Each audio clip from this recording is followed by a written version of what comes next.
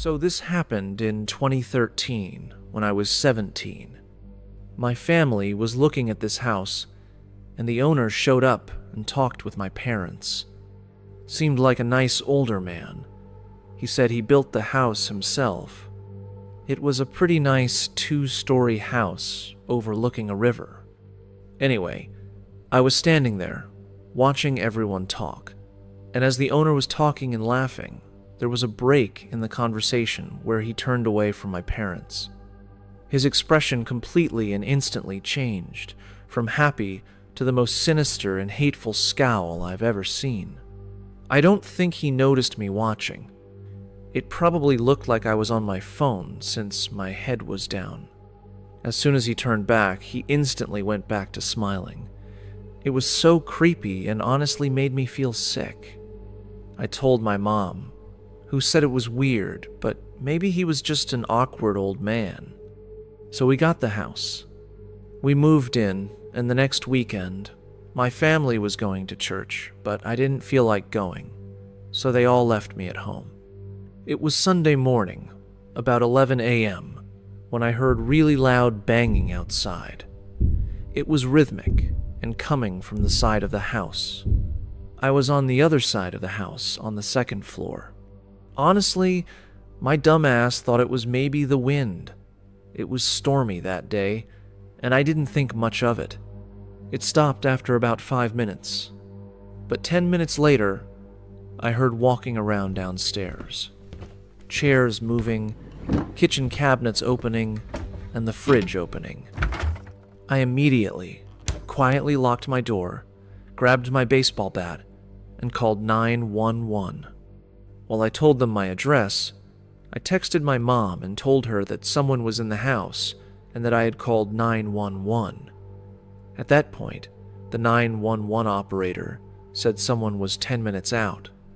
I told her be quiet because I had her on the speaker and I heard footsteps walking toward the stairs. The house was so thin, I could track where he was inside. At this time, my mom responded that she was on her way, but she was about 30 minutes away. So, here I was, a 17-year-old, 5'2", 100-pound girl hunkered in my room, fully knowing that if he came in, he'd overpower me and take the bat. I was fucking terrified. I heard him walk down the hallway toward my door. I saw the handle turn and stop. Thank God, it was locked. And I heard him stand there. He didn't move. I could hear his breathing. It felt like forever, but really, I think it was about 10 seconds. Then I heard him turn and go back downstairs. I heard the back door open and shut. And about 3 minutes later, the police pulled up. The 911 operator asked me if I could let them in or if they needed to force entry. I knew he had left, so I let them in. No one was there, no sign of forced entry, nothing. When my mom got there, she looked at my stepdad and asked if he had changed the locks. He hadn't. I think the creepiest part, and what really validated my story, was that my mom had just vacuumed the hallway, and there were shoe prints that were larger than anyone in our house. The police hadn't been up there, and they stopped just outside my room. He died about a year after that. But please, people, don't forget to change your locks when you buy a new house.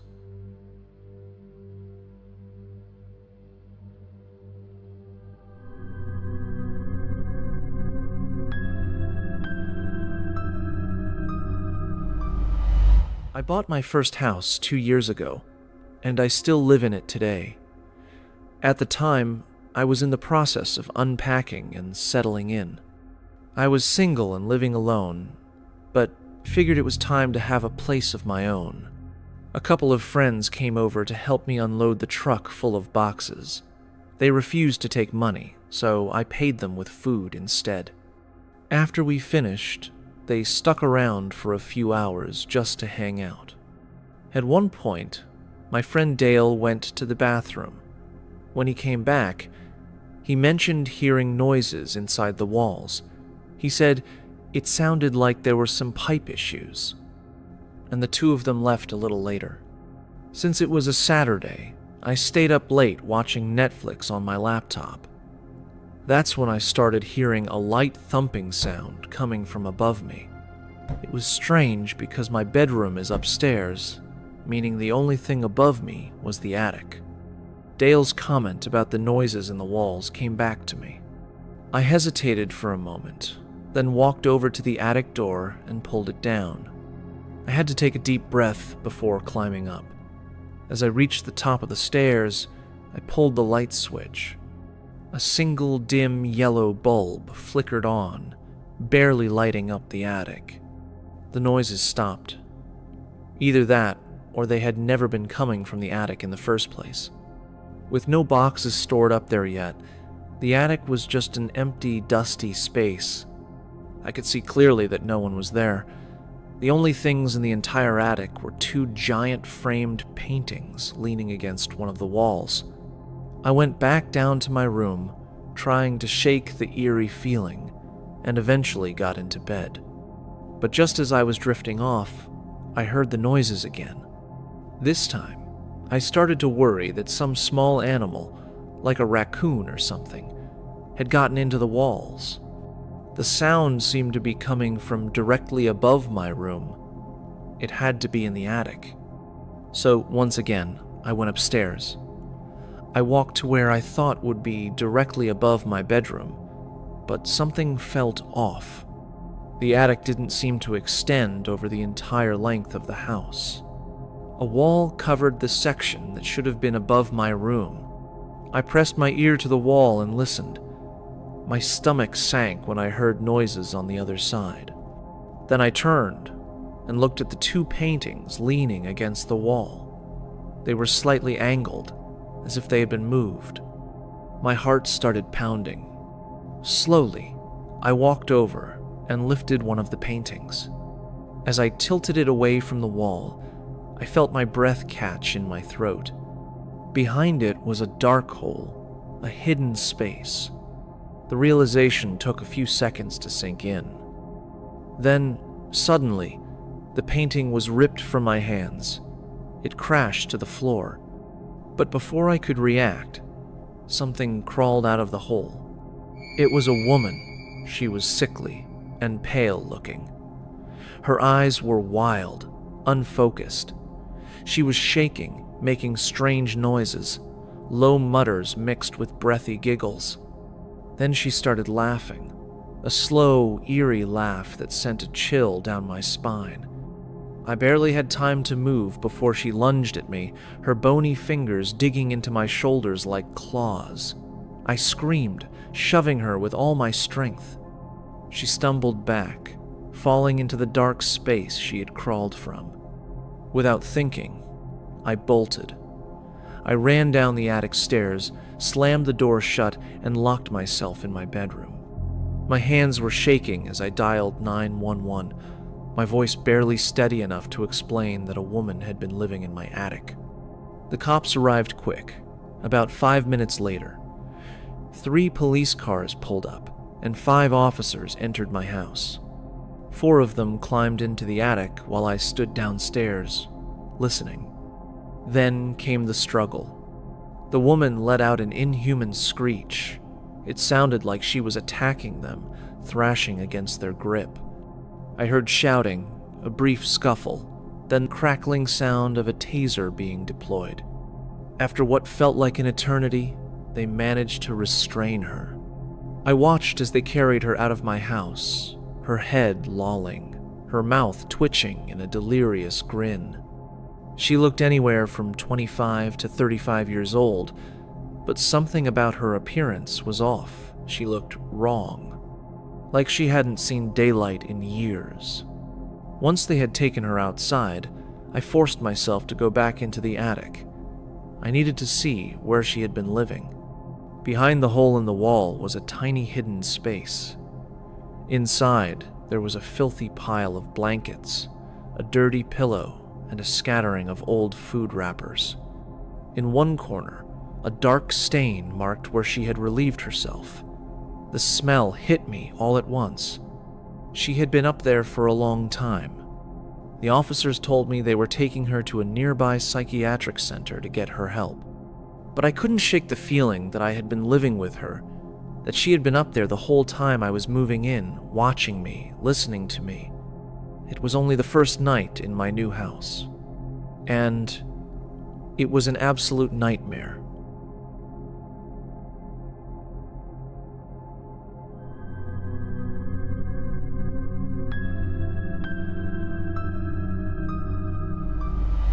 When I bought my new house, I thought I had finally found some peace. After years of apartment living, dealing with thin walls and loud neighbors, I was ready for quiet. The house was a little out of the way, on the edge of a suburban development, with only one neighbor. It was a small, single-story house about 50 feet away. At first, I barely noticed the guy who lived there. His house was run down, with an overgrown lawn and peeling paint, but I didn't think much of it. I wasn't looking to make friends, just wanted my own space. Then, small things started happening.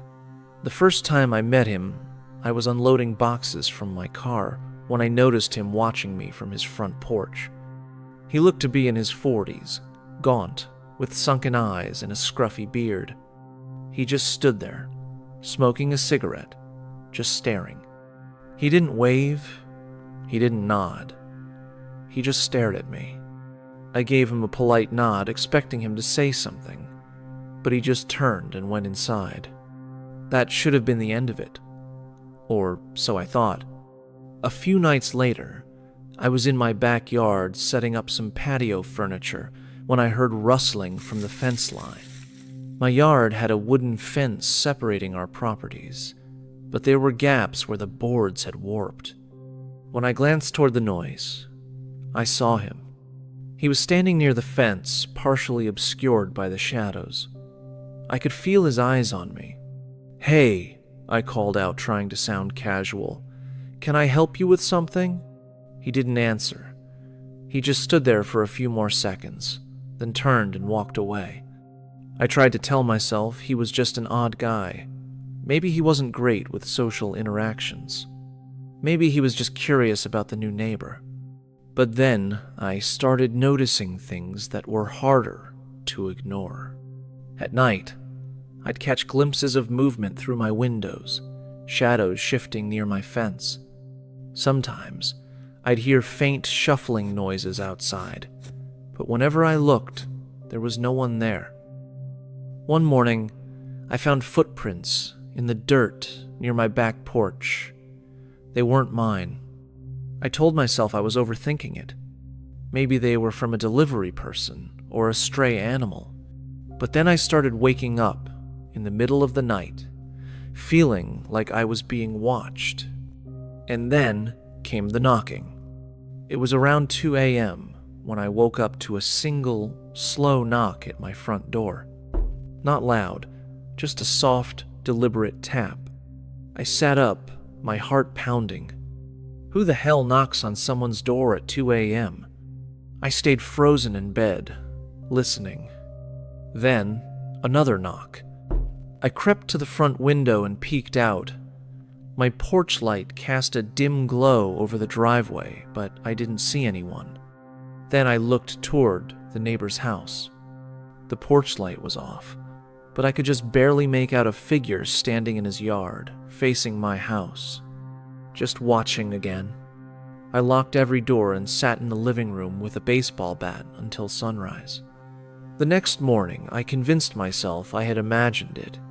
Maybe it was just some kid messing around. Maybe I was letting my nerves get the best of me. But that evening, when I came home from work, I found something that made my stomach drop. A single, muddy handprint right in the middle of my front door. That was enough for me. I called the police. When they arrived, they knocked on his door, but he didn't answer. They couldn't do much. There were no cameras, no real evidence of a crime. They suggested I install security cameras and keep an eye on things. That night, I barely slept. By the time I woke up, his house was empty. No moving truck, no signs of packing. He was just gone. I don't know where he went, but sometimes I still wonder. How many nights had he stood outside my house, just watching me?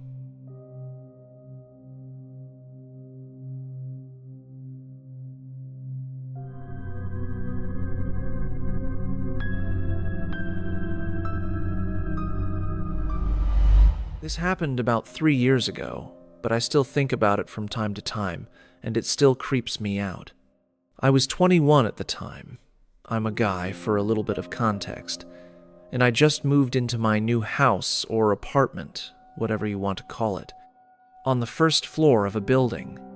It was late one night, and my roommate was out when someone knocked on the door. This wasn't uncommon. We were in college, and my roommate had friends who would come by to hang out at all hours. I just figured it was one of his friends, so I got up and checked the peephole. Staring right back at me through the peephole was an eyeball, pressed so close against it that all I could see was the whites surrounding a dilated pupil. Again, this was the kind of dumb thing our friends might do as a joke. So I chuckled and opened the door, only to be surprised by a guy in his mid-20s that I didn't recognize. He was strange, to say the least. He was very hyper. His movements were quick and twitchy, like he was buzzing with nervous energy. Without hesitation, he launched into a fast-talking, door-to-door salesman type of pitch. I don't even remember what he was selling. It was something about the local university, which I also attended at the time. But while he was rambling, he wasn't really looking at me. His eyes kept darting past me into the apartment. He fidgeted constantly, shifting from foot to foot, even standing on his tiptoes to peek inside. Still, I just assumed he was socially awkward, or maybe just high on some type of drug. I politely declined, but he wouldn't take no for an answer. His persistence got more aggressive, to the point where I finally had to be firm with him. He hesitated, then reluctantly backed down. As I started closing the door, his hand shot out, stopping at mid-swing. Before I could even say, "What the fuck, dude?" he smiled at me, and in a very sinister voice, he said, "I like playing Mario Kart too." I froze. For the past several nights, my roommate and I had been staying up late, playing Mario Kart 64 in my bedroom. But from where he was standing, there was no way he could have seen anything related to Mario Kart. Nothing at the entrance, no posters, no game cases. The console itself was inside the television stand, out of sight, unless we were actively playing. My stomach sank. How the hell did he know that? Trying to make sense of it, I asked. "How do you know I play Mario Kart?" His face changed. He suddenly looked nervous, like he'd said something he wasn't supposed to. Then he stammered, "Oh, I just thought that anyone with a couch like that would be into Mario Kart. 'Cause you know, it's a retro game, and that's a retro couch." That explanation made zero sense. Before I could respond, he blurted out a quick, "Okay, bye," and scurried away. Literally scurried. I stood there, staring at the closed door, my mind racing. How did he know? My apartment was on the first floor, but it backed up to a wooded area. My bedroom window faced those woods. The blinds were always down. There was no easy way to see inside. My roommate got home shortly after, and I told him everything. He got freaked out too, so we started investigating. We checked my bedroom window from the outside, testing different angles. At first, it seemed impossible. There was no clear view inside. But then we realized the only way to see in was to press your face against the glass. Even then, you had to crouch, close one eye, and tilt your head just right to catch a glimpse of the room. And here's the worst part. My window wasn't at ground level. It was over a small balcony with a railing. The only way to get close enough to see inside was to climb over the railing and lean right up against the glass. And that meant this guy had been jumping the railing to my balcony in the middle of the night, pressing his face against my window, and watching us play Mario Kart. I never saw him again, but for weeks, I was on edge. Every time I walked into my room, I checked the window. Every night, I woke up thinking I heard something outside. I kept picturing him standing there in the dark, just a couple of feet away, watching me sleep. And even worse, this creep could have possibly seen me naked. I don't know what his true intentions were, and honestly, I don't want to. But that night, I realized something unsettling. The creepiest people aren't always the ones lurking in the woods. Sometimes, they walk right up to your door and knock.